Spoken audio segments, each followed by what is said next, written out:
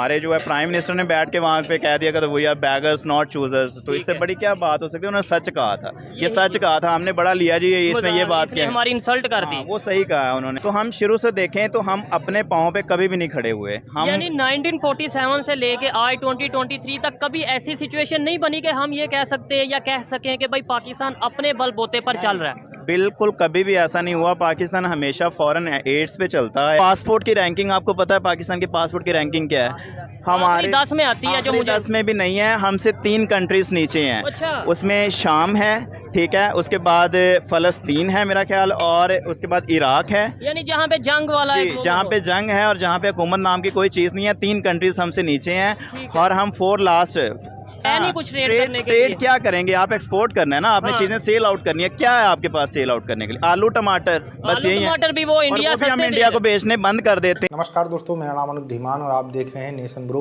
पाकिस्तान का एक व्यक्ति है जिसका कहना है कि हम भारत से हमेशा टकराव की बात करते हैं, कंपैरिजन करते हैं, लेकिन हम भारत के सामने बिल्कुल जीरो हो चुके हैं। पूरी दुनिया के अंदर हमारी कोई इज्जत नहीं, हमारे पासपोर्ट की कोई इज्जत नहीं है, लेकिन फिर भी हम हमेशा भारत से लड़ाई करने की सोचते रहते हैं, कभी डेवलपमेंट की बात नहीं करते हैं। तो पहले हम इनकी बातें सुनते हैं। रियल एंटरटेनमेंट का ये वीडियो है, फिर हम बात करेंगे इस वीडियो के अंदर जो बातें की गई हैं उसके बारे में। हम सबसे पहले क्या करते हैं कि इंडिया के साथ ट्रेड हमने ये ट्रेड नहीं करनी। उन्हें नुकसान हुआ या हमें? और नुकसान तो जाहिर बात है दोनों को होगा। हो सकता है उनको कम नुकसान हो, हमें ज़्यादा नुकसान होता है क्योंकि हम छोटी कंट्री हैं, ठीक है। तो हम तो जो हमारे जो है प्राइम मिनिस्टर ने बैठ के वहाँ पे कह दिया कि we are beggars not choosers, तो इससे बड़ी क्या बात हो सकती है। उन्होंने सच कहा था, ये सच कहा था, हमने बड़ा लिया जी इसने ये बात की, हमारी इंसल्ट कर दी। वो सही कहा है उन्होंने कि वो हम बैगर्स नहीं है। जाहिर बात है हम उठा के कभी किसी कंट्री के पास, और कंट्रीज़ भी जो है अपने इंटरेस्ट के लिए ही सारा कुछ करती हैं।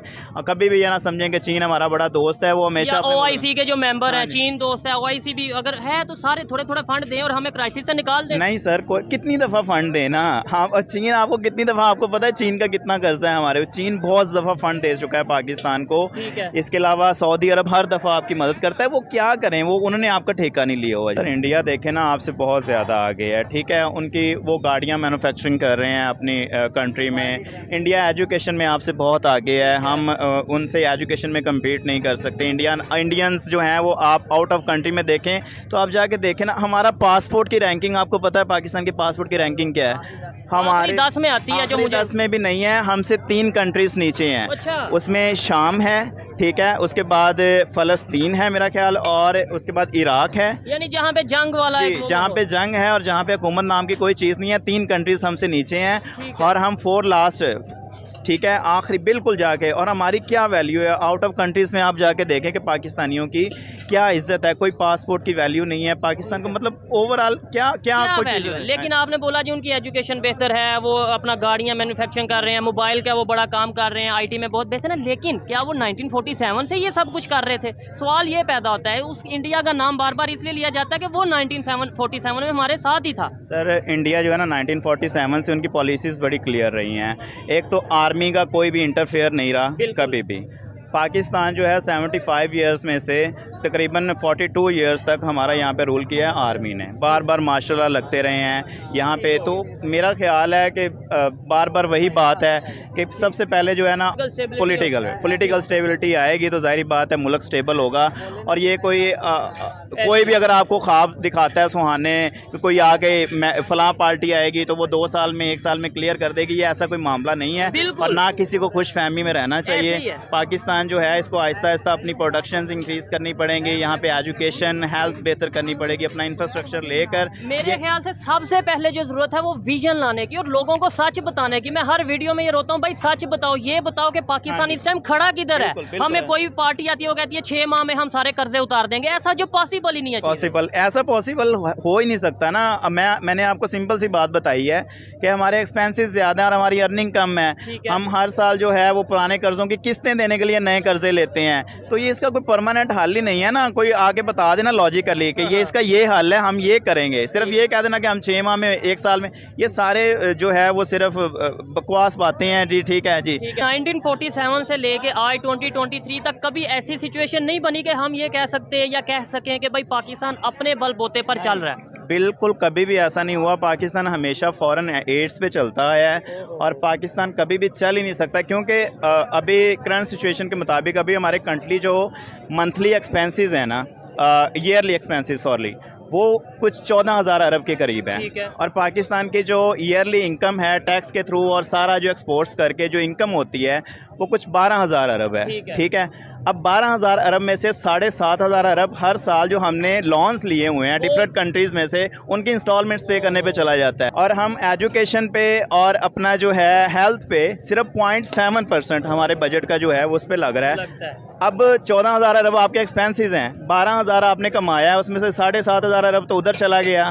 कुछ 2,000 तो ऑलरेडी कम कमाया, जितना हमारा खर्चा है उससे 2,000 ऑलरेडी हमने कम कमाया। तो अब 14,000 अरब जो खर्चे पूरे करने हैं वो कहाँ से होंगे? वो हम क्या करते हैं, हर साल नए कर्जे लेते हैं। ठीक है। फिर उन कर्जों की इंस्टॉलमेंट्स देने के लिए और कर्जे लेते हैं। ऐसे ही है। ये हमारा मुझे समझ नहीं आ रहा कि ये कहाँ पे एंड होगा। जैसे पाकिस्तान यूज होता रहा रशिया के अगेंस्ट अमेरिका के हाथों, फिर अफगान जंग में जो उनसे हमने फंड लिए और यहाँ पे हमने अड्डे दिए, क्या ऐसे ही जो भी इंडिया और अमेरिका के रिलेशन बेहतर होने जा रहे हैं, क्या इंडिया भी यूज होगा कि वो अपनी पॉलिसीज को बिल्कुल क्लियर रखेगा? सर इंडिया कभी भी यूज़ नहीं हुआ, इंडिया हमेशा न्यूट्रल रहा है। और देखें अभी हमने तो रूस से अब जाके कुछ किए हैं ना मुआहदे तेल ऑयल लेने के लिए, जबकि इंडिया बड़ी देर से रूस से ऑयल ले रहा है। जब अमेरिका ने उन्हें कहा कि जी देखें आप तो हमारे पलड़े में रहें, आप रूस तो हमारे अगेंस्ट है, तो आप उनसे ऑयल क्यों परचेज़ करो? उन्होंने कहा देखें जी हमें जहाँ से सस्ता मिलेगा हमारी आवाम को जहाँ पे फ़ायदा है, हमने अपनी पब्लिक का देखना है। ठीक है जी, हमने आपको नहीं देखना। तो उनकी पॉलिसीज हमेशा क्लियर रहती हैं। इवन रशिया ने ईरान पे भी सैंक्शन से इंडिया वहाँ से भी ऑयल ले रहा है बिल्कुल।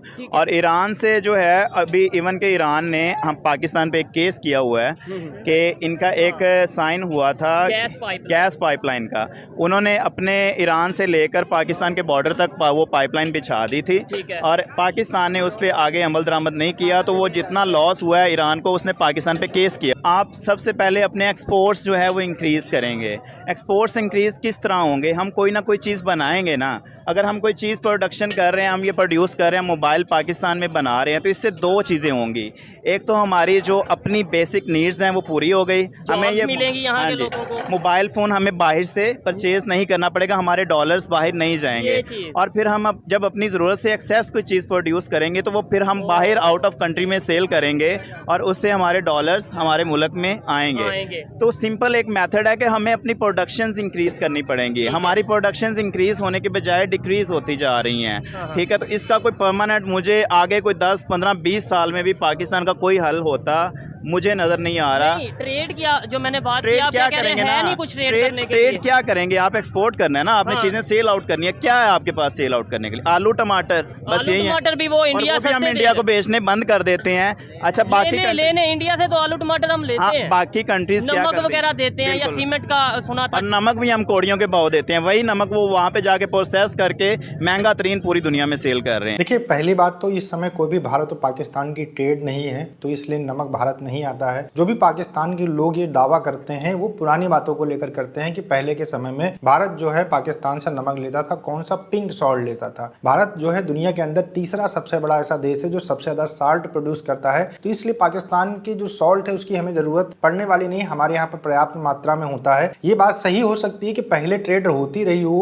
तब लिया जाता हो, क्योंकि भारत जो है पूरी दुनिया के अंदर जो नमक है वो भेजता है बेचता है, तो जाहिर सी बात है वो अगल बगल की कंट्रीज से अगर खरीदना पड़ता होगा, जब भारत के अंदर मान लीजिए प्रोडक्शन उतना ना हो तो खरीदता होगा। पहले की बात है, अभी ऐसा कुछ नहीं है। देखिए भारत और पाकिस्तान के व्यापारिक संबंध अगर आज होते तो पाकिस्तान के अंदर इतनी महंगाई नहीं होती, लोग जो है आटे के लिए 3-3 किलोमीटर की लाइनें नहीं लगाते, आटे के लिए परेशान नहीं होते और पैसा लेकर घूमते हैं आजकल पाकिस्तान के अंदर लोग, उनको आटा नहीं मिलता। ये दुर्दशा कभी भी पाकिस्तान की न होती, लेकिन भारत और पाकिस्तान का जो व्यापार है पाकिस्तान की तरफ से सस्पेंड किया गया, जिसकी वजह से पाकिस्तान के अंदर महंगाई बहुत ज्यादा बढ़ गई। इन्होंने यहाँ पर जो भी बातें की हैं बिल्कुल एकदम पॉइंट टू पॉइंट बातें की हैं। इन्होंने ऐसी बातें नहीं की जो पाकिस्तान के अक्सर जाहिल लोग करते रहते हैं कि पाकिस्तान तरक्की कर रहा है, पूरी दुनिया के अंदर पाकिस्तान का राज होगा, पाकिस्तान अल्लाह का बनाया हुआ है, इसको कुछ हो नहीं सकता। इस तरीके की जाहिलों वाली बातें जो है कोई भी यहाँ पर करता नजर नहीं आया। इन्होंने बिल्कुल पॉइंट टू पॉइंट बात की है कि पाकिस्तान को आगे ले जाने के लिए सबसे पहले एजुकेशन के ऊपर काम करना पड़ेगा, आपके देश के अंदर इंडस्ट्री लगानी पड़ेगी जिससे हमारा एक्सपोर्ट बढ़े,